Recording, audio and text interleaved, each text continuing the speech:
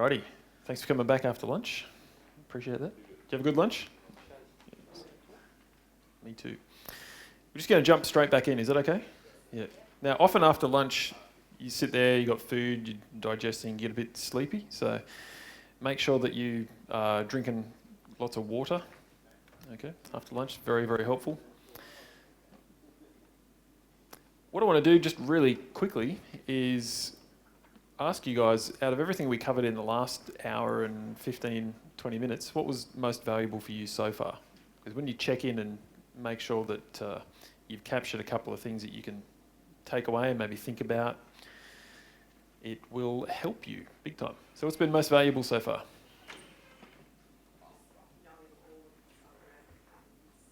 So the pattern recognition. Okay. Okay, cool. We can do that. The whole setup to fail, like the whole concept, it's the whole mind. I can't say the F word, but yeah. So the whole idea that we've been set up to fail and how that all works and understanding it from that viewpoint, so that you can essentially get out of your own way. Yeah. Cool. Yeah, I think it should be taught in school, this stuff. Going to be a lot more useful than trigonometry or something like that for most people. How about over this side? What was most valuable in that last session? All of it. Okay. More about the patterns and stuff, how to see them. Yeah, okay, cool. Okie dokie. Anyone else? Confusion is the doorway to understanding. Yeah. Yes. Right at the start. Yeah, cool. Okay.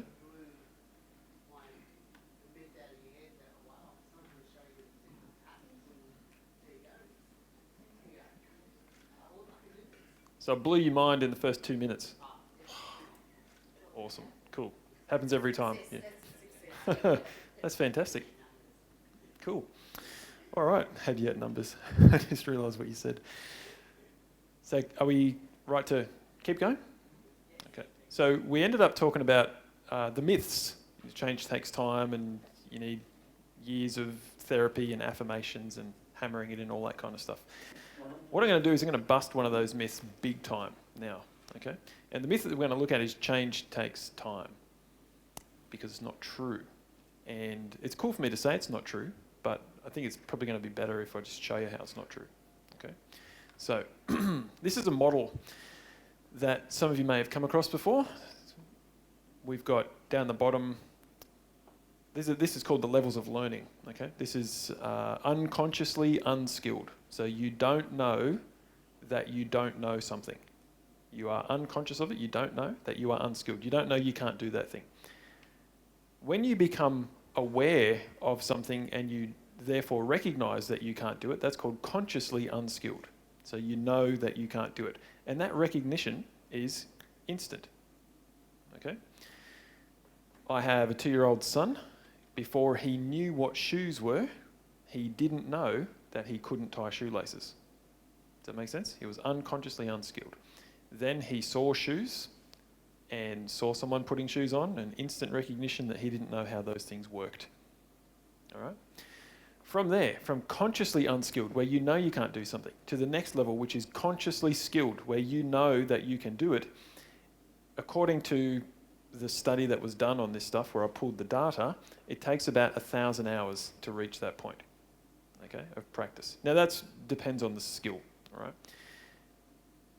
After that, the next level is unconsciously skilled, where you can do something and you don't need to think about it. It's become automatic. It takes about 5,000 hours with a reasonable skill to reach that point.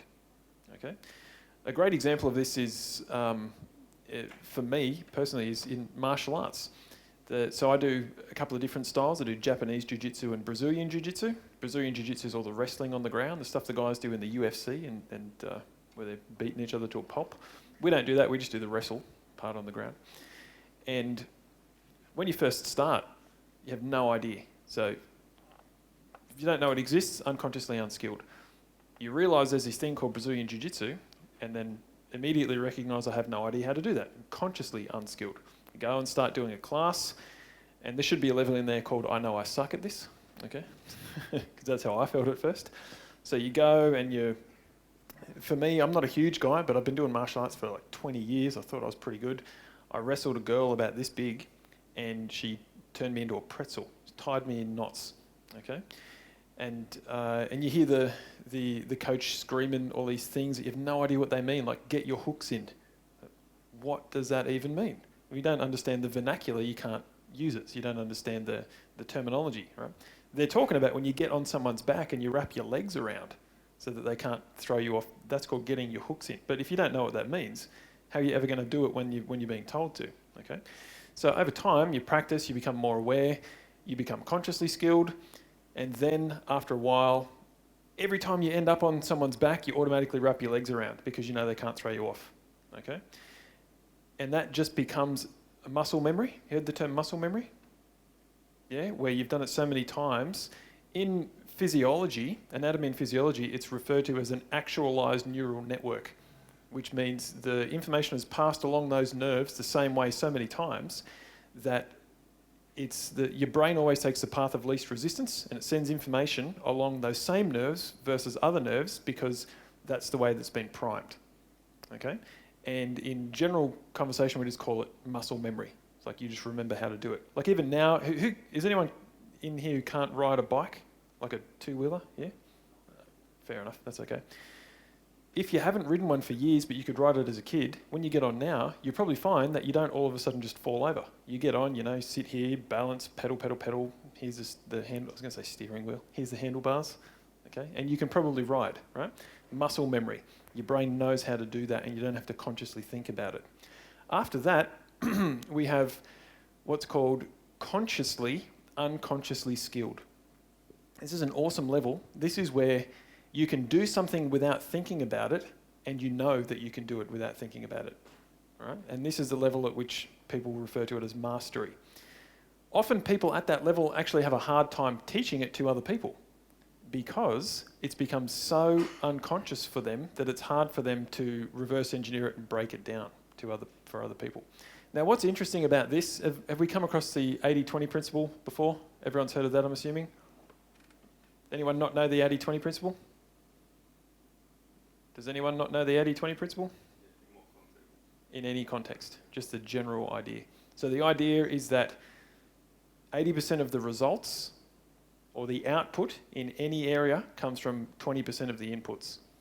Okay, so 20% of your clients are responsible for 80% of your income most of the time. Okay. Conversely, 80% of your clients bring only about 20% of your income. And if you go and do this analysis on your own income, you'll find it is pretty much accurate. All right. There's lots of great books on it and stuff like that, but generally, the idea of 20% of the inputs create 80% of the results is cross-contextually accurate. You can read great stuff about that. Excellent book called 80-20 Marketing that you might want to read as well, by the way. If you look at this, 5,000 hours is 20% of 25,000 hours. Okay? So you can put in 20% of the amount of time to get to 80% of the results. You can be unconsciously skilled. You can be able to perform something at a level where you don't need to think about it. You don't have to go to that level of mastery because it's going to take another 20,000 hours. Right? It's going to take 5 times as long to get you the last 20%. And in most cases, it's not actually worth it. All right? Now, we're talking about hours, but we often don't think in terms of large numbers of hours like this, like 5,000 hours, 25,000 hours. So we'll make it a bit more real. Let's say we're talking about upgrading our mindset, getting rid of all of our fears and becoming more confident and all those kind of things. We want to go from consciously unskilled, so now we know this is all possible, but we don't know how to do it, to unconsciously skilled, where you can just do it and you don't need to think too hard about it. You just know you can do it and you can do it anytime you like.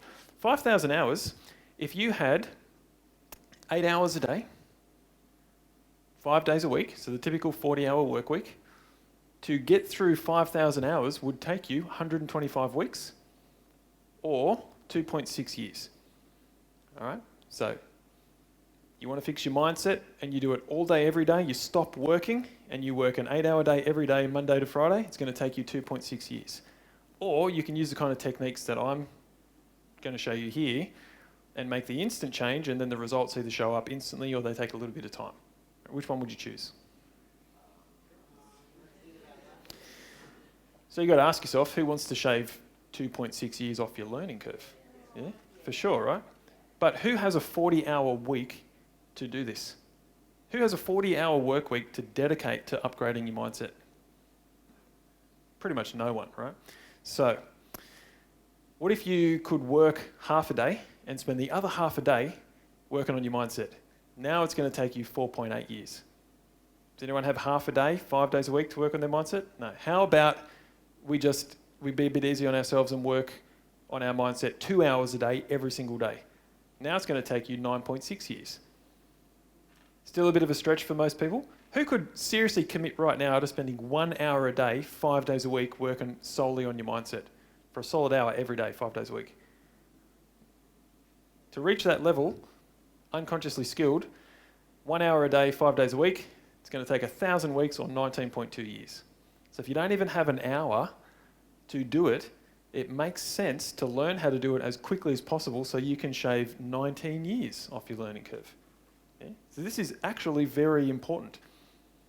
All right. Now that's a pretty compelling reason to learn how to do this stuff. If you look and ask yourself, am I getting the level of results that I want to be achieving? And if I'm not, and I don't do anything about the subconscious cause of me not getting those results, and I dedicate an hour a day to learning how to do it the traditional way, it's going to take me 19 years to resolve that stuff.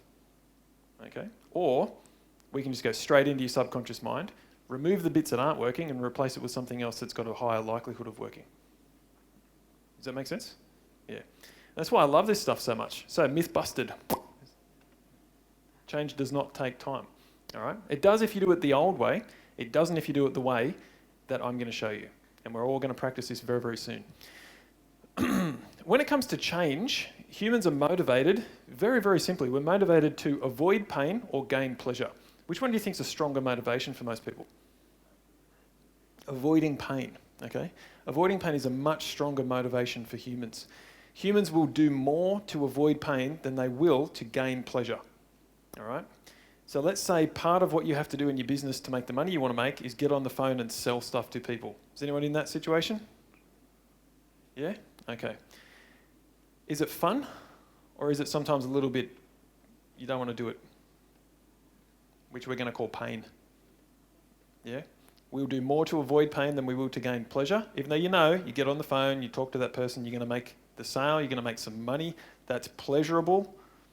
We'll do more to avoid the pain of having to go through the process of doing the sales call than we will to experience the pleasurable result that we're going to get as a result of actually making the sale and making the money.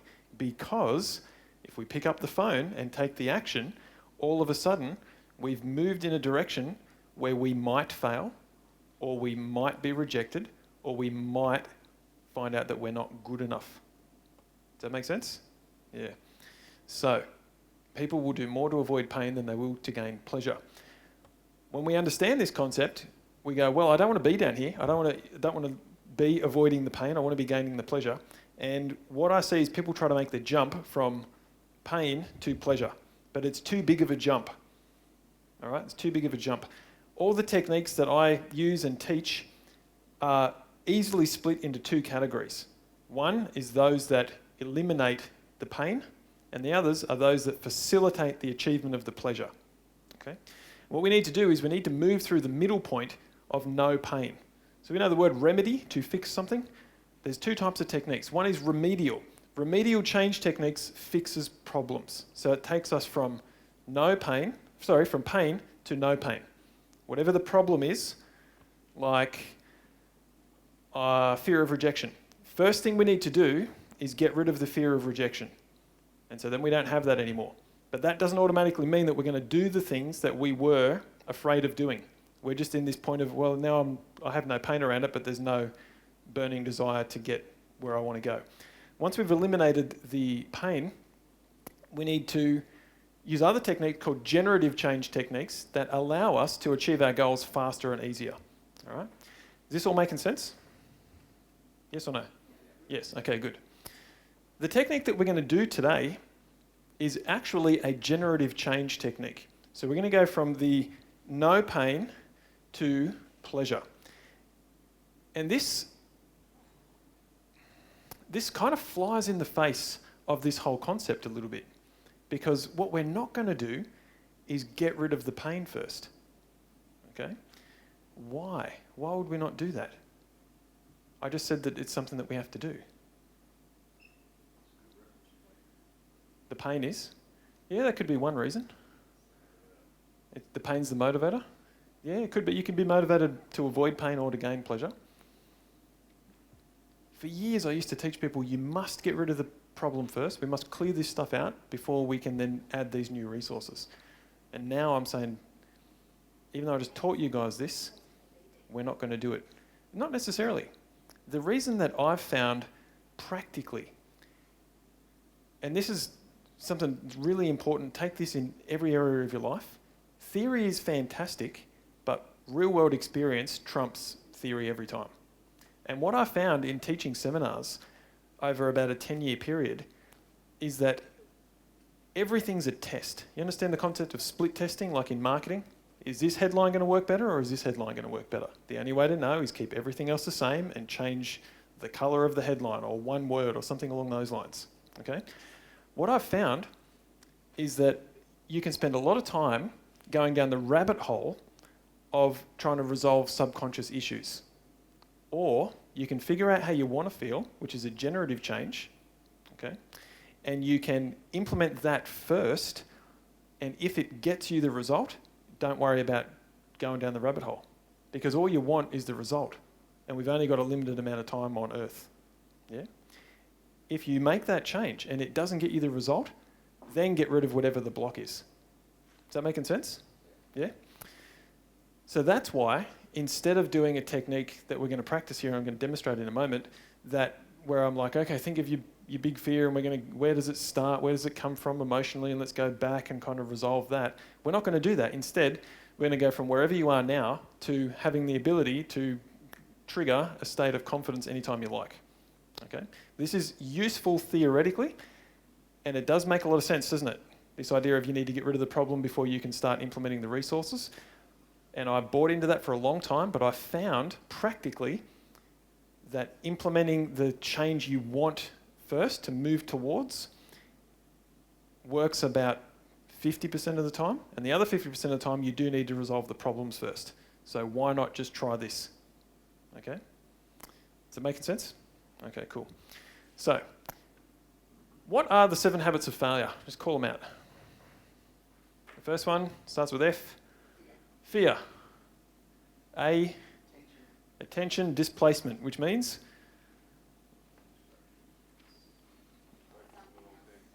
putting your attention on the wrong thing. Yep, okay. Displacement means not in the right place. Okay. I was indecision. L. Yep, we're going to the gym and we don't lift the weights. U. Unrealistic expectations. Just visualise checks appearing in the mail. Yeah. R. Repeating patterns, which is anything mental, emotional, or physical.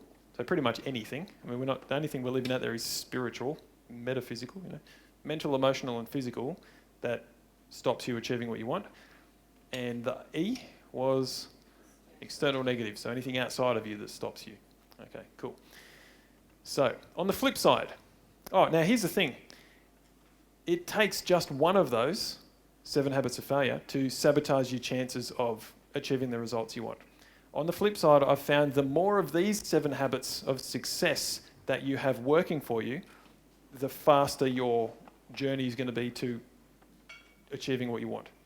Okay? Do you need them all? I don't think so. I used to say you do. I used to say one of the 7 habits of failure is enough to derail you, and you need all 7 of these. But again, through practical experience, I've met plenty of people who have 3, who have 4, who have 5. If you got all 7, you're set. You're going to do really well. And again, it's not all theory. This came from working with and interviewing thousands, if not tens of thousands of people over about a 10-year period. Okay? Probably 13 years, I'd say. The first one, again, it's an acronym, all right, is strategic mindset planning. Now, strategic planning needs to come at the start of anything that you want to achieve. If you don't have a plan, you have no idea if you're on the right track or not. Strategic mindset planning is that stuff I talked about at the start, where we have mental acuity, so understanding how your senses work, how you perceive the world around you, and fine-tuning them to pick up on the patterns that will cause failure or accelerate success. And strategic thinking, where we learn to identify what those problems are and implement tools and processes to eliminate them. So we do the remedial change and implement resources to get what we want. So now we have a word for that too. That's generative change. You see how this all fits together as a big system? Yeah. So strategic mindset planning. After that, we have unlearning. Unlearning. This is the actual process of eliminating the stuff that is sabotaging you in your subconscious mind. And there are literally hundreds, if not thousands, of techniques that you can use to do that. I have a core group of about 40 to 50 different techniques that I use. Next, we have comfort rezoning. Comfort rezoning. You ever seen sometimes there's like a warehouse or an industrial unit or something like that, and it's zoned commercial? Let's talk about a warehouse. And then some savvy developer comes in and gets it rezoned as residential and turns the warehouse into funky apartments.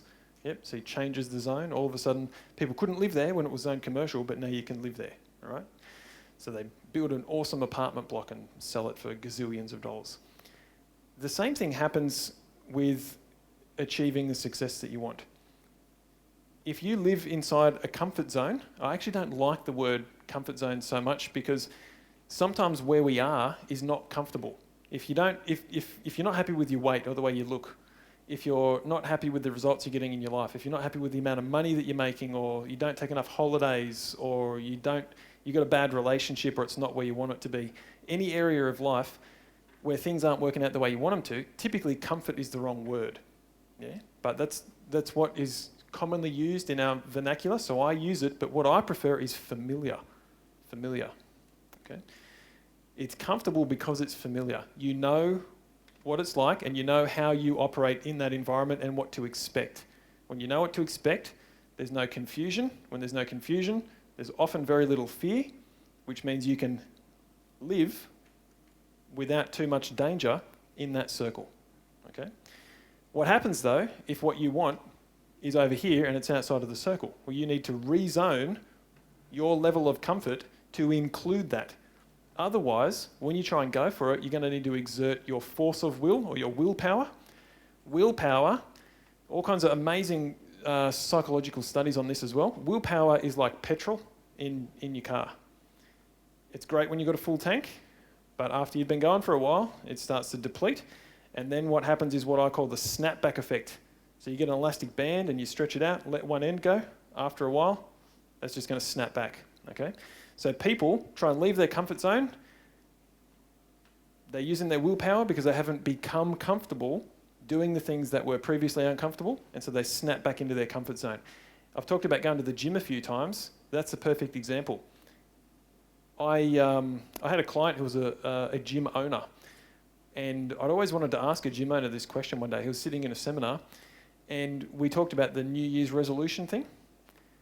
And I asked him, when the New Year's resolution people come to the gym in the first week of January, how many of them are still coming consistently 2 weeks later? And he said, you're lucky if it's 3%. Yeah? So you've got that core group of people who always come, you get a ton of new sign-ups, and 2 weeks later, 97% of them aren't coming to the gym anymore. Why? Because they didn't become comfortable with that as their new lifestyle. They just went, I'm going to do this. And then they go and they lift the weights, and then they get the delayed onset muscle soreness 2 days later, and they go, this is the worst thing I've ever done. It hurts too much. It's not comfortable. They're not familiar with having that pain and living with that pain, so they snap back into their comfort zone. Okay? Comfort rezoning. Next one we have is consistent action. And this is the opposite of lack of action.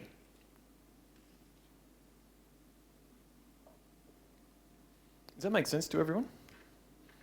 Is it true? Action is the opposite of lack of action, isn't it? Really? Like every action has an equal and opposite reaction, pure physics. Lack of action, the opposite of that is action. But that's not enough if you want to actually achieve something. Because again, if you go into the gym and you go one time and you actually pick up the weights and you do the squats that day and you do it once, you're still not going to get, you're going to get some level of results, but it's probably going to be pain. Yeah? You have to go back and do that every week after week after week and eat well and sleep and drink enough water and all those kind of things. Okay, so you've got to take consistent action. Next, we have entrepreneurial thinking. If you could sum up entrepreneurial thinking, this is interesting in a room full of entrepreneurs. If you could sum it up in one word, how do entrepreneurs think? They think in terms of? Creativity. Okay, that's a good one. I've got a specific one in mind. You're not wrong, it's just different than mine. Success? Okay. Why not? Okay, cool. Change? Okay. These are all accurate. What do we think over here?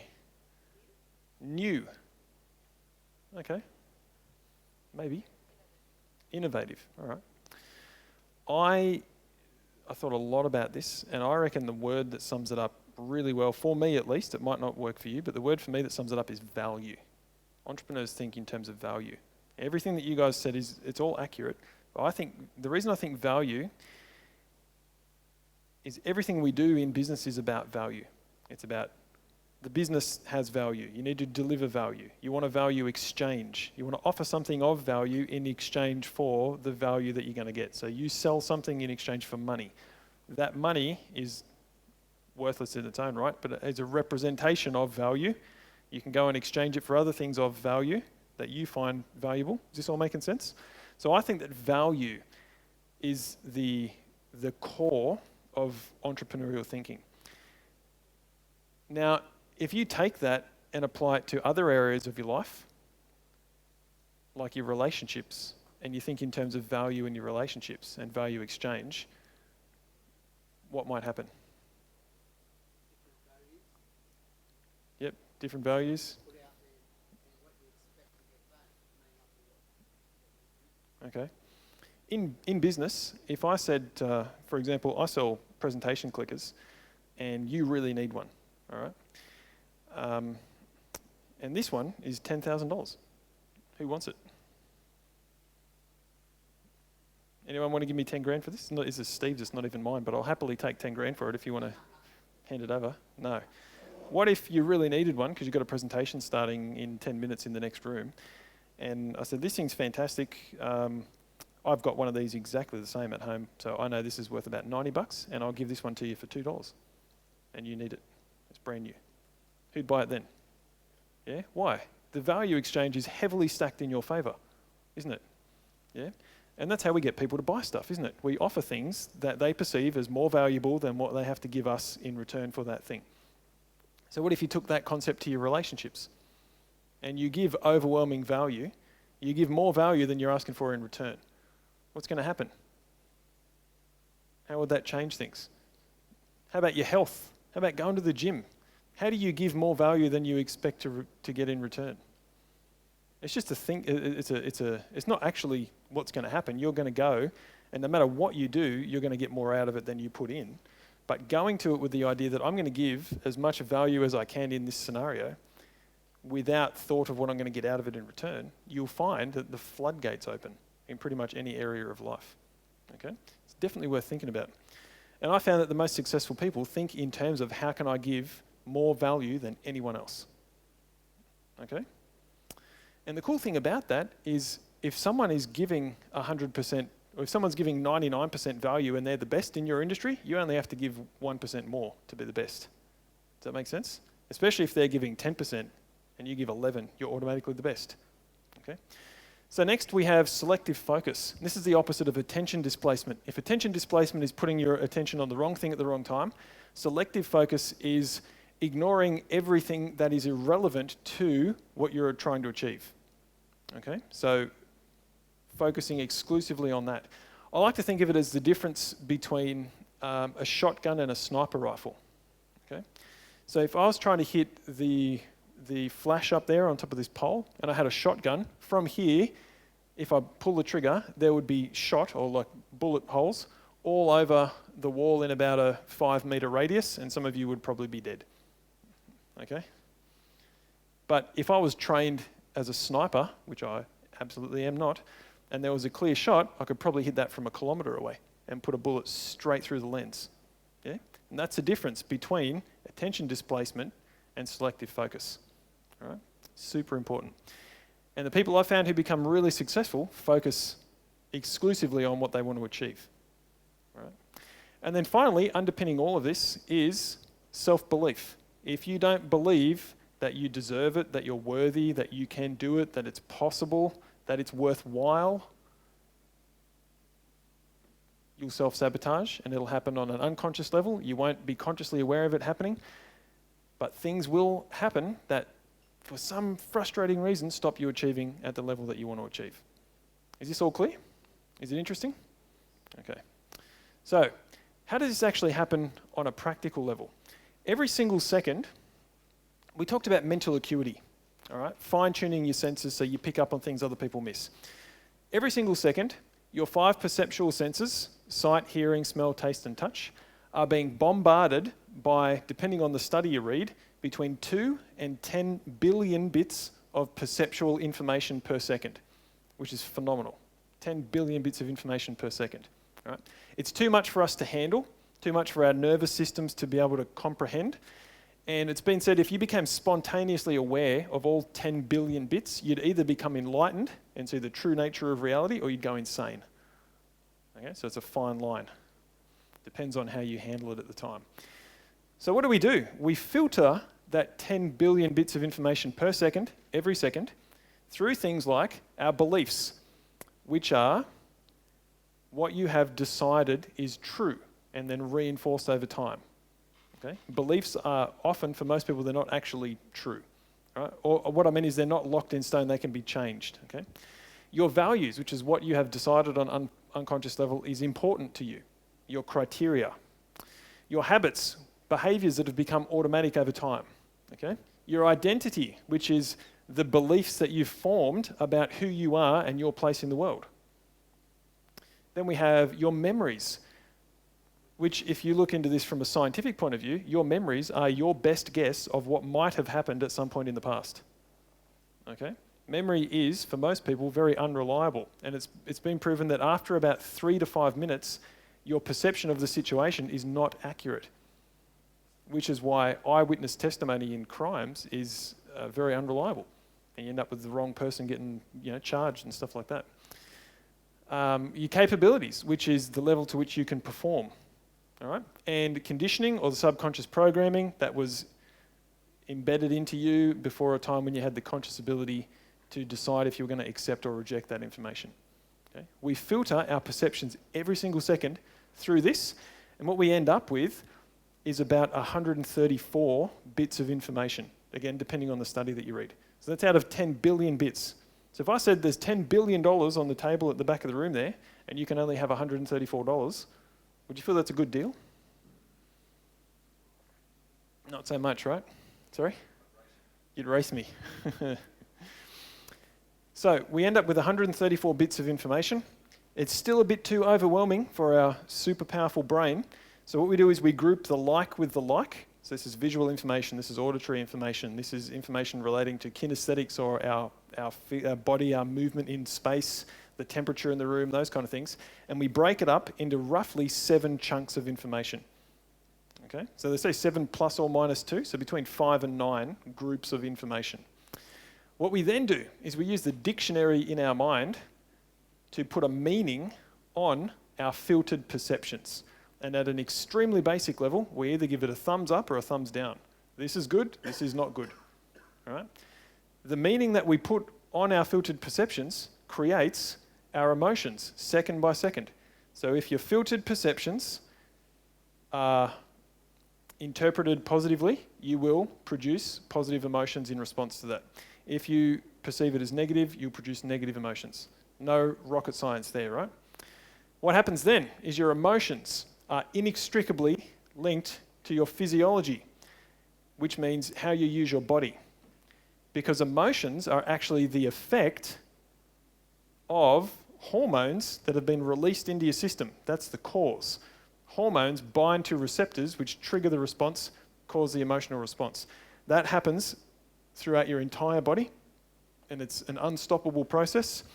It's a very important process, and that therefore determines what you do in any specific situation, which produces your behavior. Your behavior directly produces your results, which is a surprise box, depending on the situation. And where it gets really interesting is that you then perceive your own results. Okay? So, this is called a self-perpetuating feedback loop. Where it gets really interesting, anyone heard the term self-fulfilling prophecy? Yeah? Like if you believe you're going to fail, you're probably going to fail. Yeah? You perceive circumstances as, here's what, I need to get up on stage and do a presentation. Obviously that's what I'm perceiving right now. I run it through my beliefs. I'm not a good public speaker. People are going to reject me and I'm afraid of failure. Okay? Obviously not mine, but as an example. What meaning would I put on those filtered perceptions? That sucks, right? It's going to produce my emotional state, which is going to be negative. I'm going to be in fear. That floods my body with the hormones related to fear. So I go into fear. That determines how I use my body. Therefore, that determines the results I get, and I give a terrible presentation and everyone boos and throws tomatoes, which I then perceive, and I go, I told me I was right. Yeah? I told me so. Okay, so you get to say, I told me so. And then that spiral continues on a downward spiral. Is this making sense? We can change any part in this process and we'll get a different result. And the cool thing about it is with the remedial change techniques and the generative change techniques, there are literally hundreds of ways to do this. And you can just pick the area that you want to change. You want to change your behavior? We can install a new behavior in 7 minutes at a subconscious level. So in that situation, it's triggered and you act differently. You want to change your emotions? Hundreds of ways to do that. I'm going to show you one today. You want to change the meaning, the perception that you're putting, the meaning you're putting on your filtered perceptions. We can change that. You want to change any of the filters? We can change those. Okay? And if you want to fine-tune your perceptual senses so that you pick up things other people miss, there's ways to do that too. This is how awesome your human body is and what you're capable of. But did anyone learn how to do that in school? You don't learn how to do it, right? So it's crazy. I'm teaching my kids how to do this, which is pretty awesome, I think. You guys enjoying this so far? Yeah. So reality is imaginary, right? 10 billion bits of information per second. But we can only focus on 134 bits per second, and then we group it into roughly 7 chunks. If you do the maths, what you're focusing on right now is 0.000000134% of reality. Yet people will fight wars and kill each other over that. Yeah? Amazing, isn't it? My 1/1,000,000% is true, and yours is wrong, so bang. Yeah? Bit crazy. Right now, you're perceiving and focusing on 1/1,000,000th of 1% of reality. And that is producing the results you're getting in your life right now. So, directly causes fear. If you have fear, directly causes any other emotional state, which directly causes your results. You've got to ask yourself what might happen if you change where you focus. What do you reckon? Change your results. Absolutely. Is that good or awesome? It's pretty cool, hey? Who when I said, how would you rather feel, who said empowered before? Where we're going, this is my fear, is that empowering? It's amazing, right? I find it amazing. Shocking facts though. 95% of people do absolutely nothing with what they learn. Now I want to put this in your face right now because we're spending, I drove 8.5 hours to be here and you guys have invested your time to come here, the one resource you can never get back. And you're listening to me talk for about 3 hours, you poor buggers, and I'm teaching you all this stuff, and then statistically 95% of you are going to leave and never look at anything you've written here again and never use any of this ever again. Does that sound like a good plan? No. I think that sucks. And I reckon you want to be in the other 5%. Now, the reality of it is that you're actually much more likely to be in that 5% because there's hundreds of people who could have been here that aren't. So you probably are the 5%, which is the good news, okay? But you want to make sure you're in the 5%. And here's how you do it. We need to put it into action. There's 3 keys. I keep doing this. There's 3 keys. 3 keys to success. I'm getting there. The first time I said 3, I went like this. Now I went like that. Next time I'll probably get it.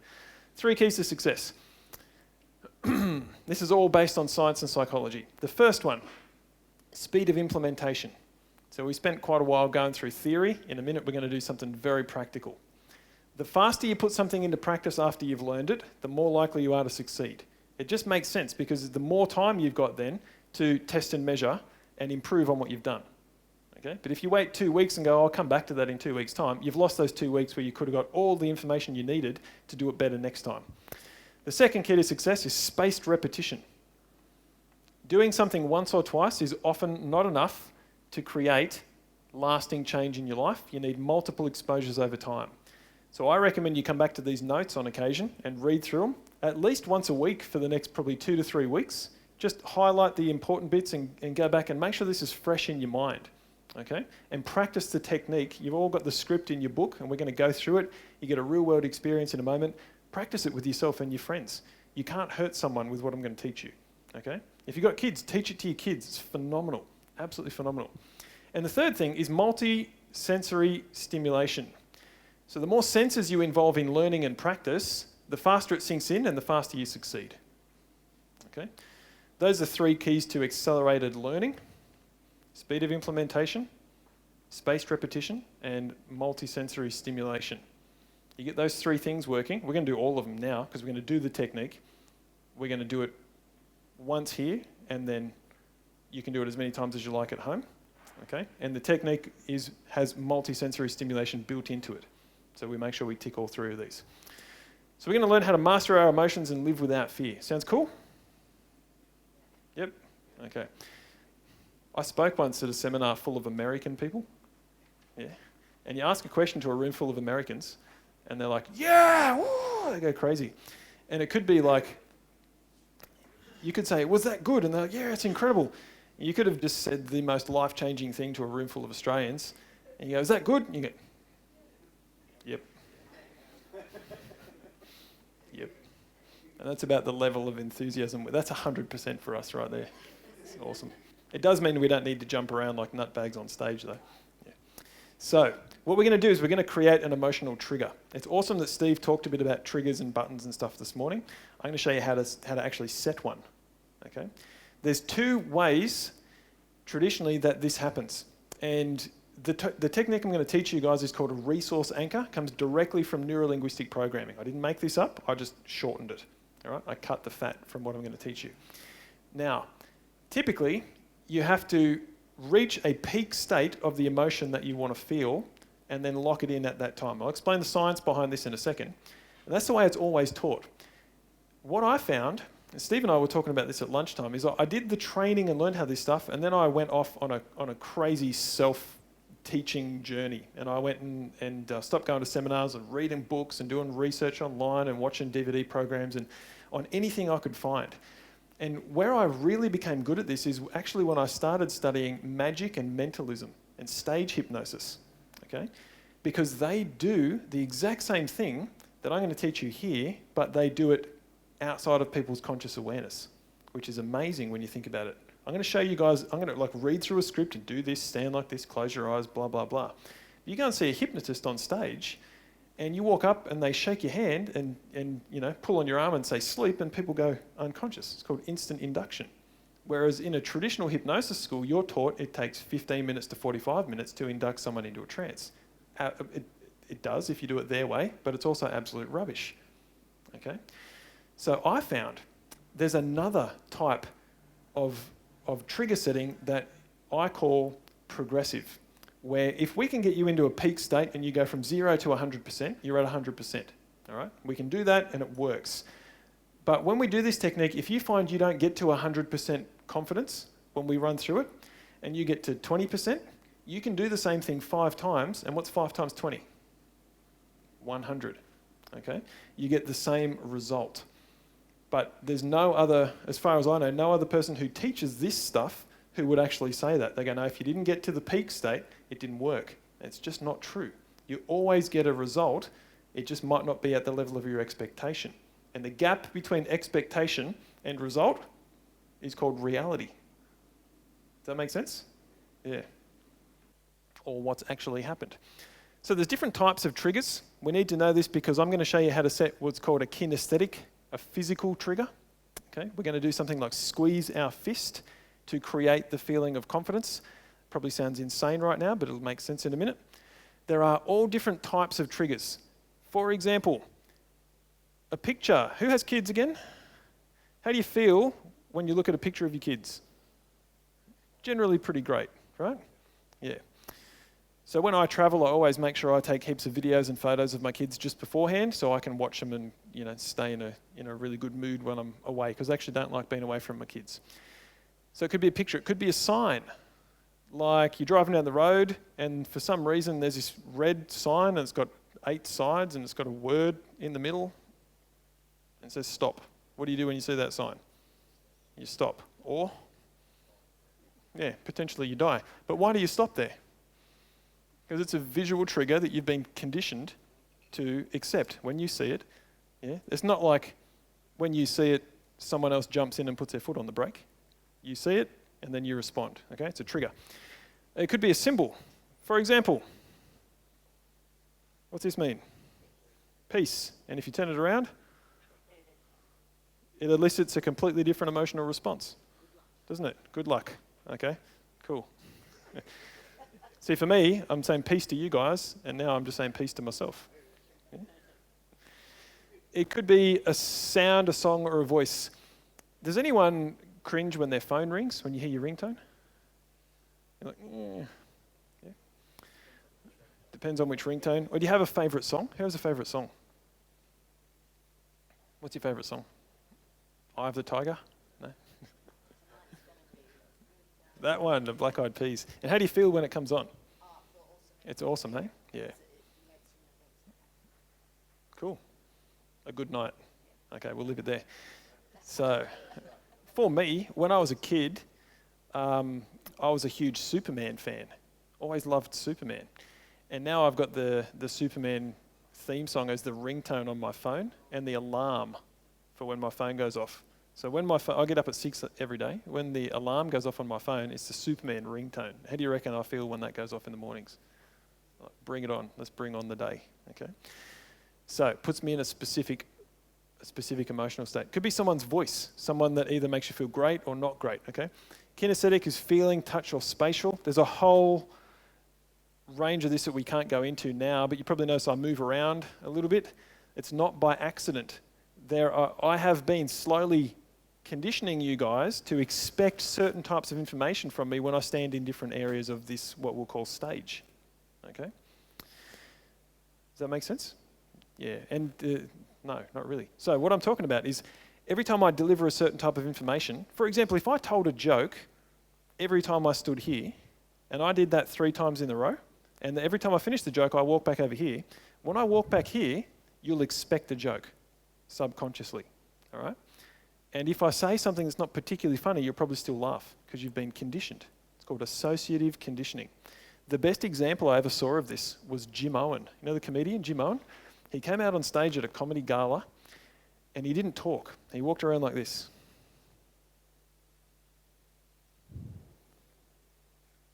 And he kept doing this. And you get to one point on the stage and people are laughing. They're laughing a little bit and then they'd crack up.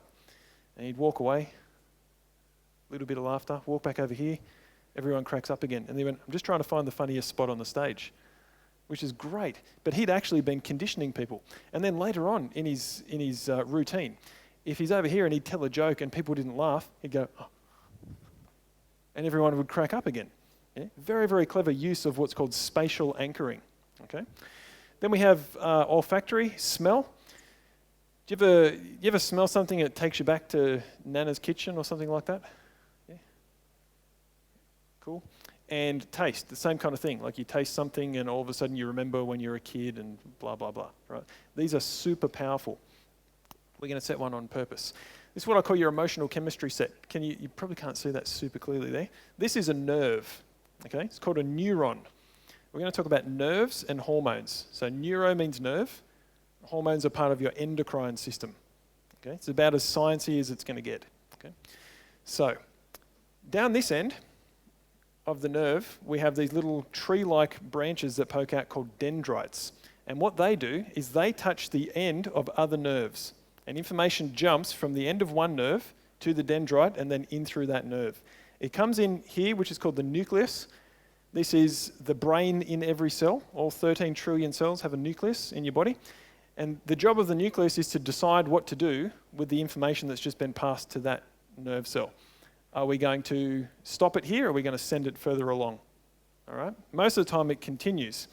It continues along this part that is a bit blanked out on the screen, which is called the axon, or the body of the nerve. It's like a copper wire. Around the nerve, there's blue stuff called myelin sheathing, which is like insulation around a copper wire. Okay. Why do we insulate copper wires? Keep the charge so it doesn't dissipate along the way. If we had insulation and then none and then insulation, you got 100% comes in, some would dissipate, and maybe you've got 60% left. Okay. Same thing on your nerve. Demyelination, when the myelin breaks down, is one of the causes of multiple sclerosis. Sclerosis means scarring. The myelin gets scarred, it breaks down, and the information in the nerves escapes. So not everything that starts here doesn't reach it here, and then you got this happening. Okay. At the other end, we have what's called the axon terminal. Okay, the end of the axon. This here is blown up in this view.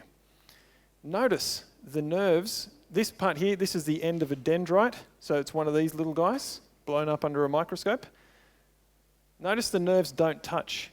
No nerves in your entire body touch. Did you know that? Pretty cool, eh? There's a gap between the end of every nerve and every other nerve. And that's called the synapse.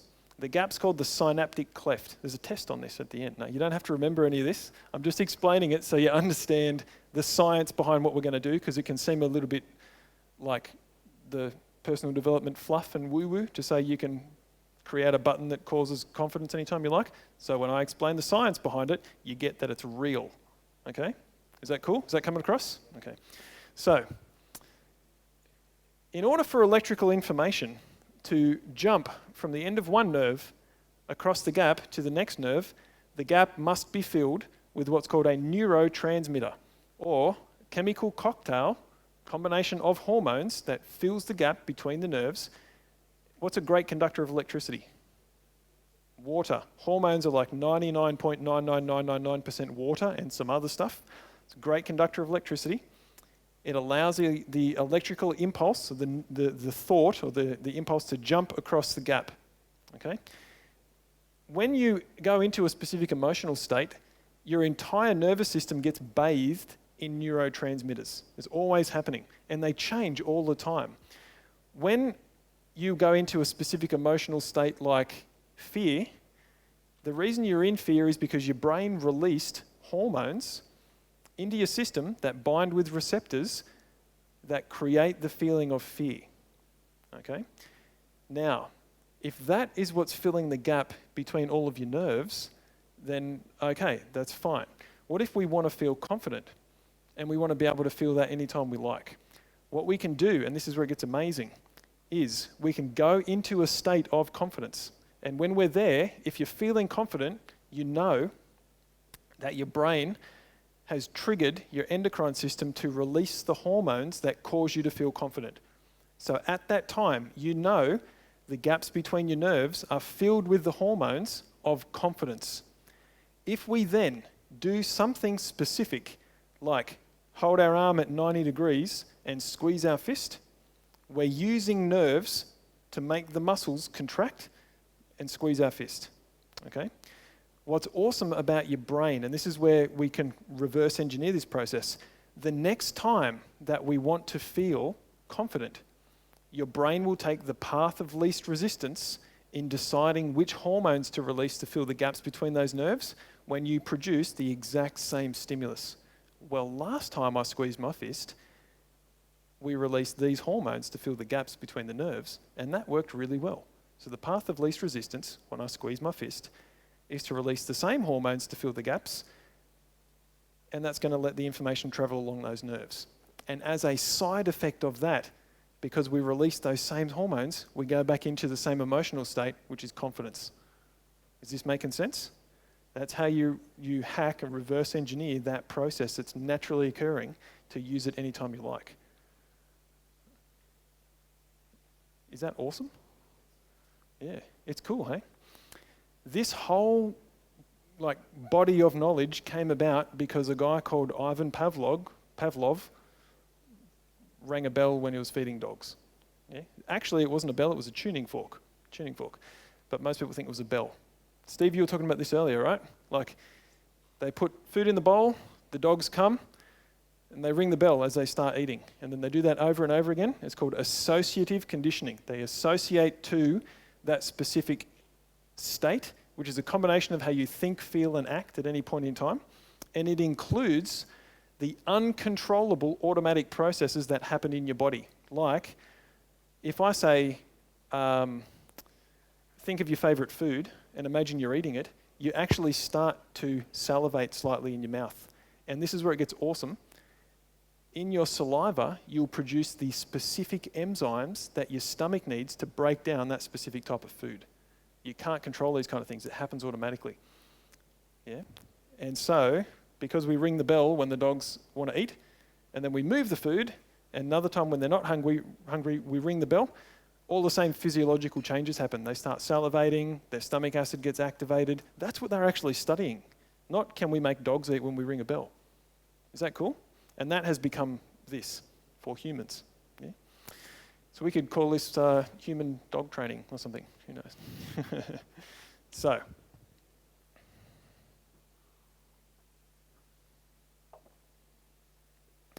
how do we make it happen?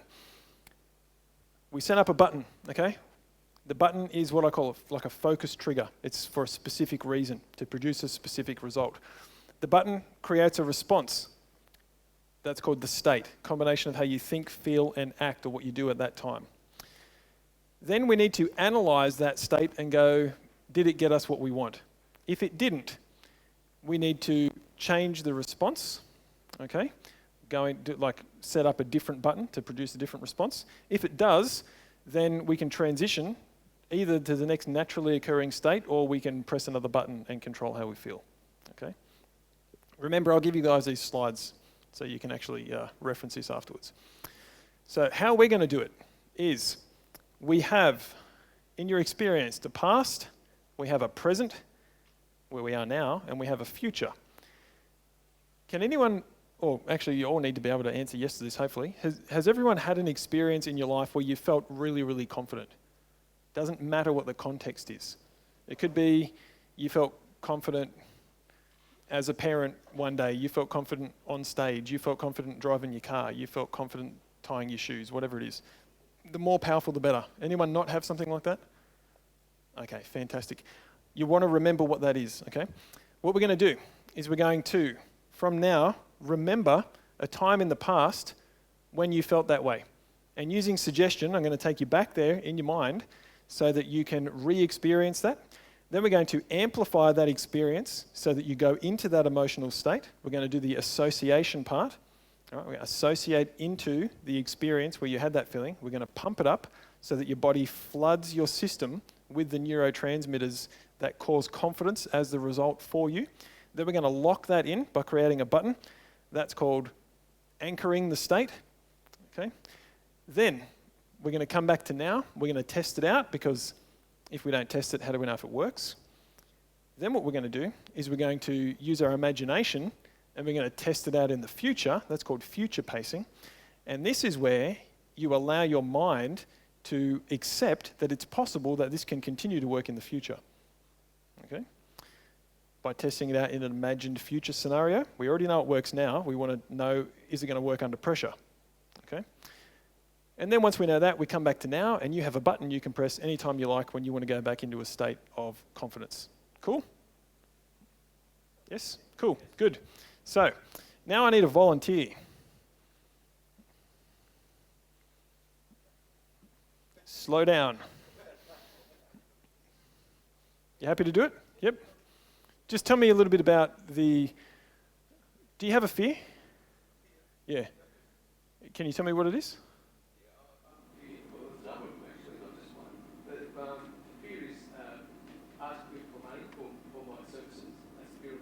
Okay. So that's one fear. Yep. Fear of actually claustrophobic in underwater situations. Okay. That's not a business fear. Okay.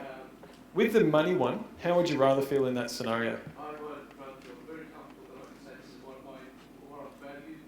The value that you're going to give me is worth the amount of money that I expect that I'm going to get from you. Okay. I don't know if that makes sense. But It does. So,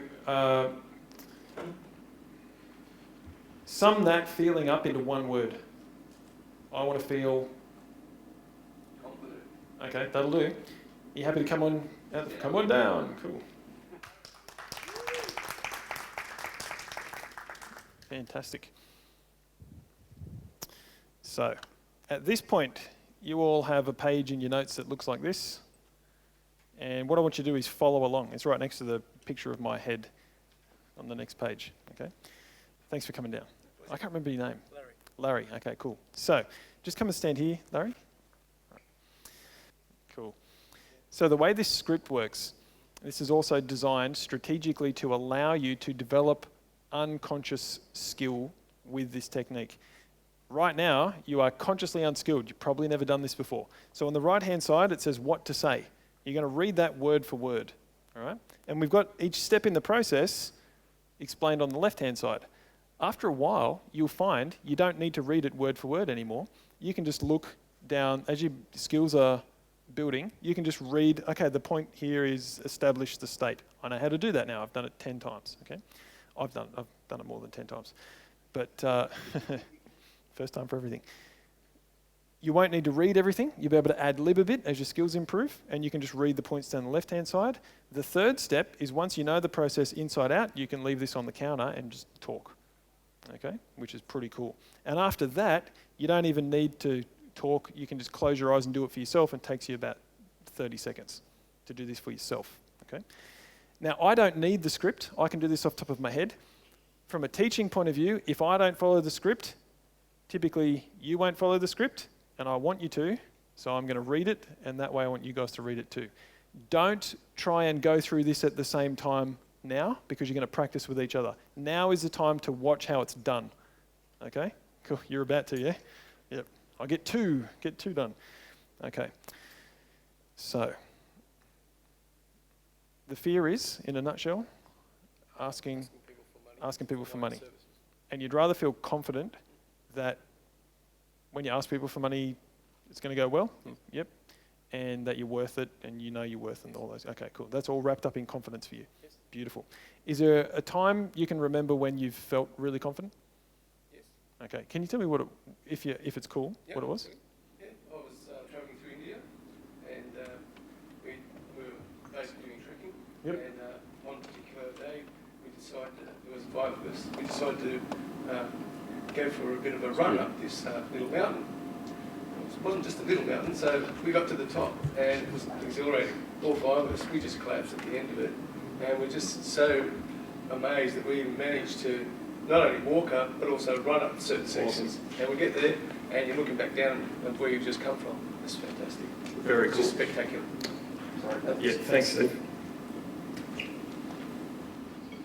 So, I'm going to read this pretty much word for word. Okay, I might ad lib a little bit at certain times, and you can too, a little bit, but in general, stick to the script. So what I need you to do is think of an emotional state that would be most helpful in a particular situation. So what we've kind of set that frame already.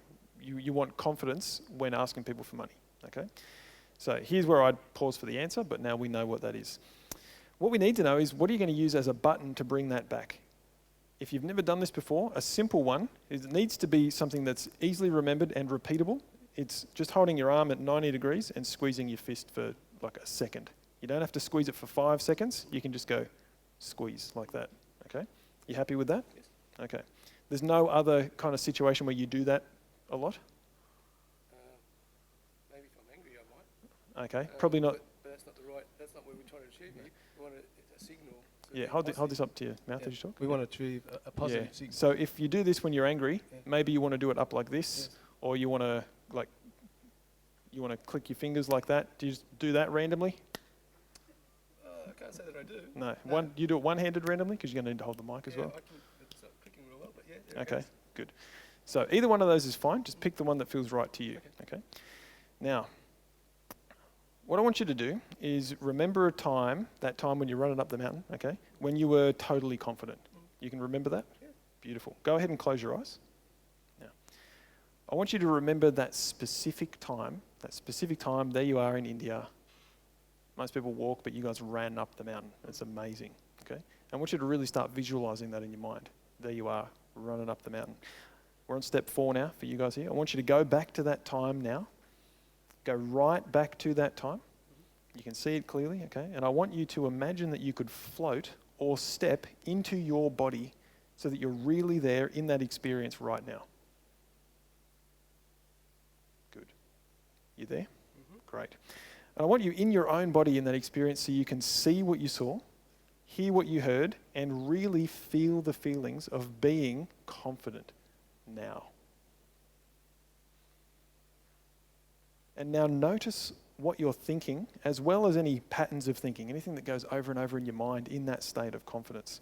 Notice your body and your behaviors and all the obvious details and the subtle details too. What it's like to be that confident.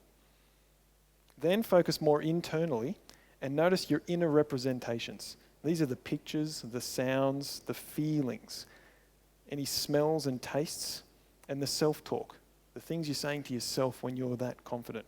And the qualities of those pictures, sounds, feelings, smells, and tastes as well. That's good. If you guys notice he's nodding a little bit as we go, yeah, people don't need to give big verbal confirmation, you just watch. Right?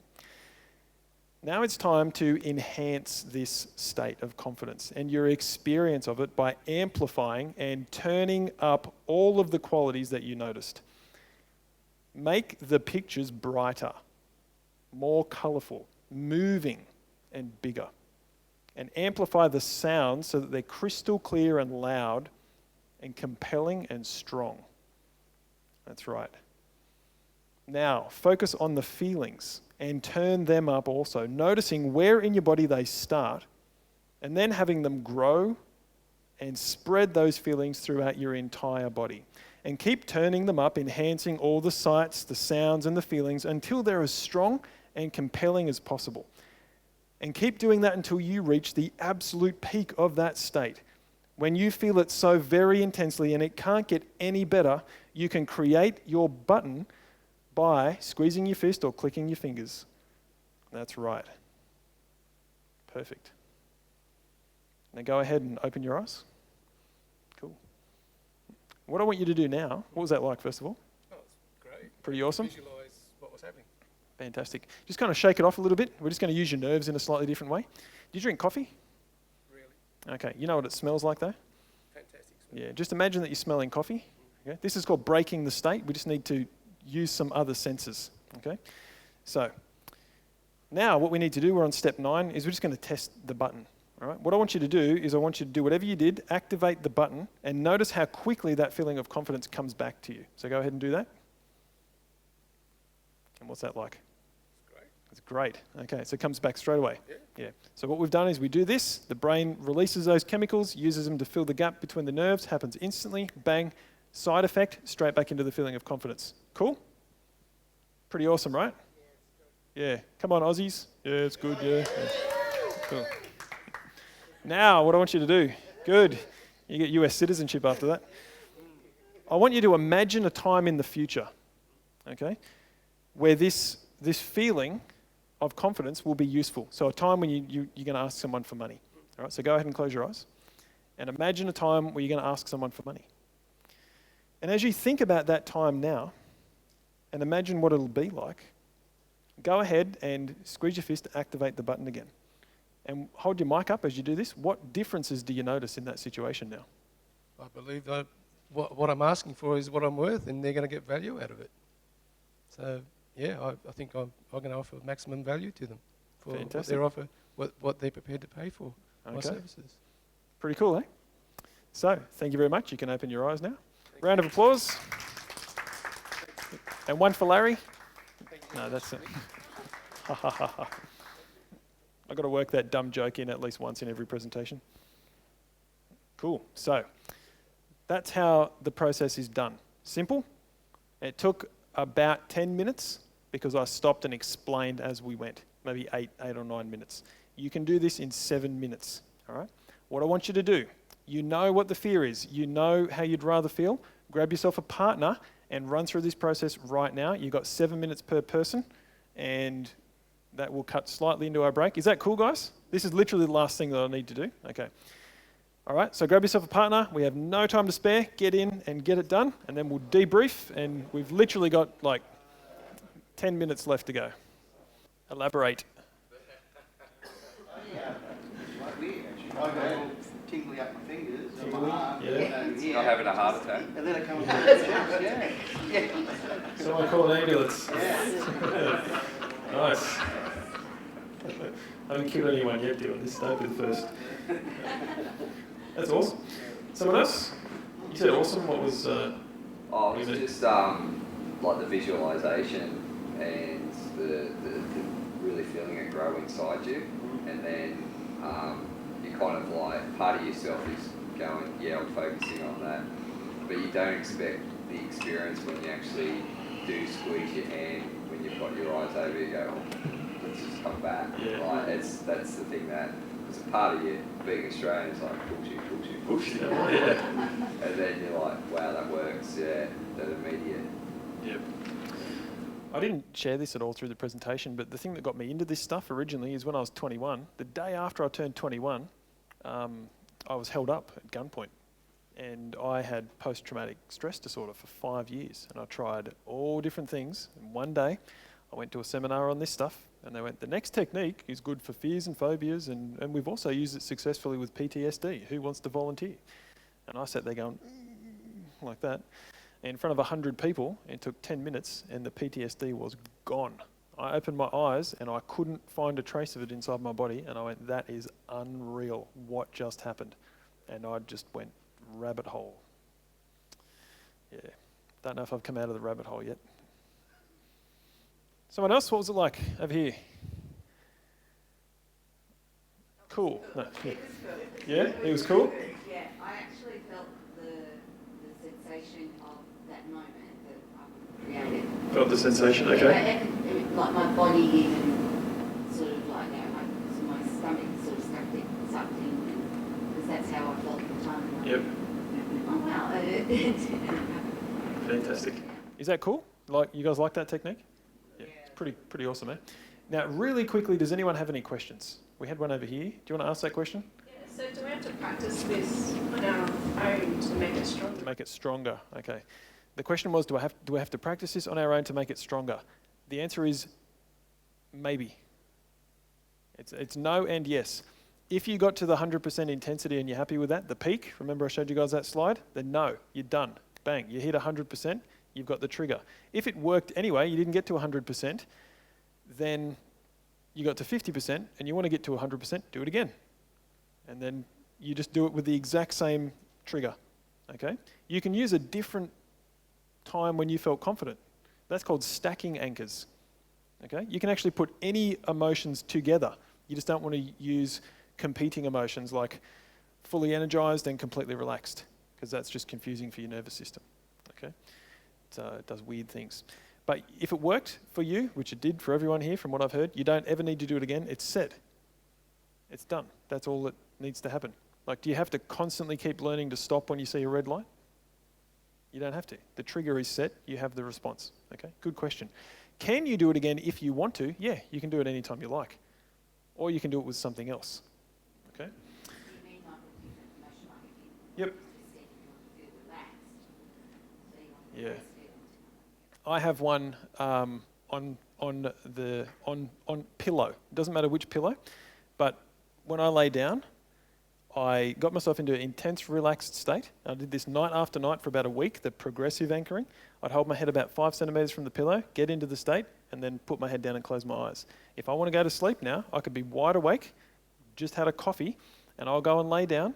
I'll get comfy in bed. I'll put my head on the pillow. I'll lift it 5 centimeters up, take a breath, breathe out, close my eyes, put my head down.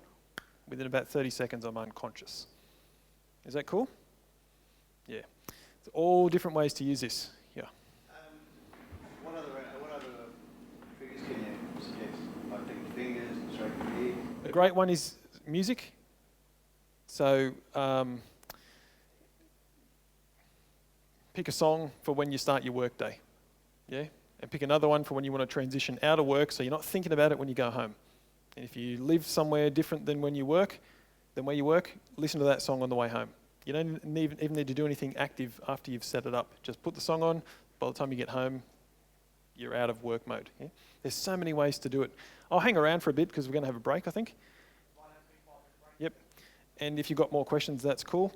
Now, if you guys want, write that down and you can download the guided MP3 version of me. You are, but for now, if you want that like today, yeah, you can download that. That's free. Sorry, that should say 7minutemarketing.com. I had to, for whatever reason, I had to put it on a different domain. Okay, 7minutemarketing.com, and the rest of it's the same, /LP/instant-confidence. I just didn't update the slides. Or you can take a photo. Yep. And that's it. Now, really quickly, the last thing I want to do, hold myself accountable. Has anything you've learned in the 3 hours that I've been up here, do you think it will help you be more successful? If the answer is yes, yell out yes, pretend you're American. Okay, cool. Will it help you make more money? Hell yes. And will it help you be a happier person? So I've delivered on all 3. Pretty cool. I can go home happy. You can go home feeling however you want to feel, probably confident. And that's it for me. Thank you very much for having me. Awesome. Stella, fantastic, mate. Great job. Thank you. Well done. Great, huh? Awesome. Any questions for Nick before he leaves? Stacking emotions. Yes. So if you stack up 2 lots of confidence, does that enhance the Does it enhance the result? The result or the triggering, or what's the advantage? If you've got one of confidence already, for example, when I'm speaking in public, I want to feel confident. But confidence is not enough because I could be confident and I could mumble through the whole thing. So I also want to be eloquent.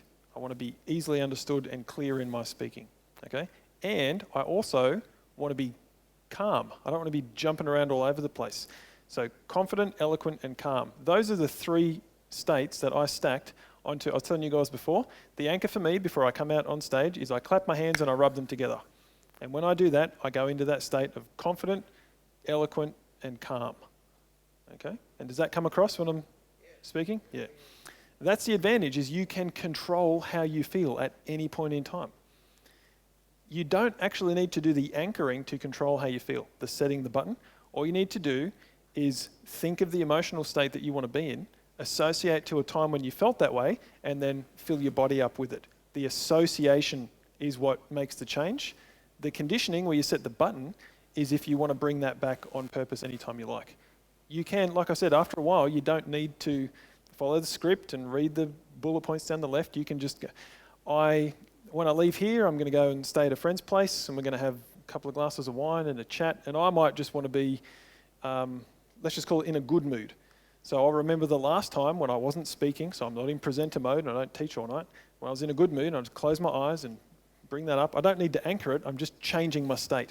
I'm in control of my emotions. Yeah?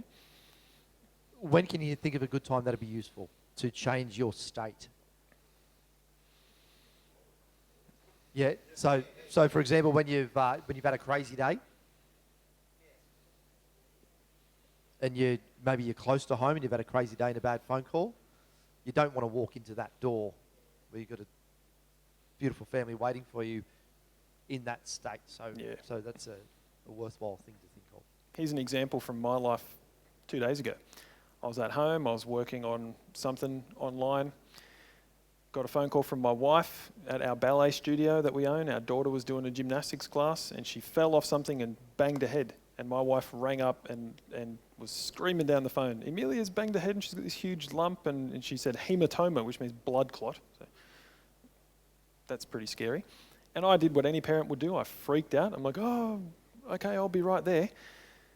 And I had my 2-year-old son with me and I knew that I couldn't speed. Do you know what I mean? Didn't want to drive like a crazy person. So I went, okay, need to detach for the next 15 minutes to get from here to here. Put myself in a calm state, relax. Nothing I can do about it for the 15 minutes. Drove calmly to get there. Got there, handled the situation. Yeah? Does that make sense? And went past like 3 cop cars on the way. Probably would have got pulled over had I just gone in freaked out parent mode. Super helpful. Yeah. One of the ones that I've used it as an example before is time. So if I asked you to run for 3 minutes flat out, how would you feel? 3 minutes would last an eternity, wouldn't it? It'd just take forever. What about if you're running 3 minutes late for a meeting?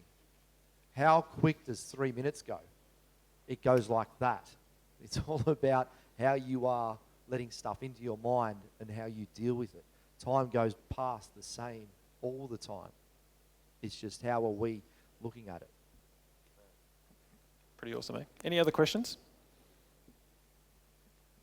If you had a question, what would it be?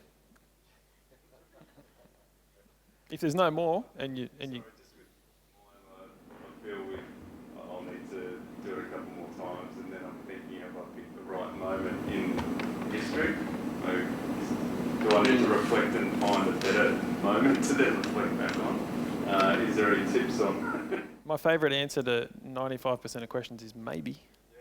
It's all a test. It's all a test. Did you pick the right thing? If you got the result, yes, you did. If it wasn't strong enough and you want it to be stronger, pick something else and test that too. I'm not saying it'll be right. I'm not saying it'll be wrong. It's only one way to know. I don't actually know the answer. Yeah. To what's specifically right for you. Yeah. Perfect. Yep. How about another round of applause for Nick? Well done.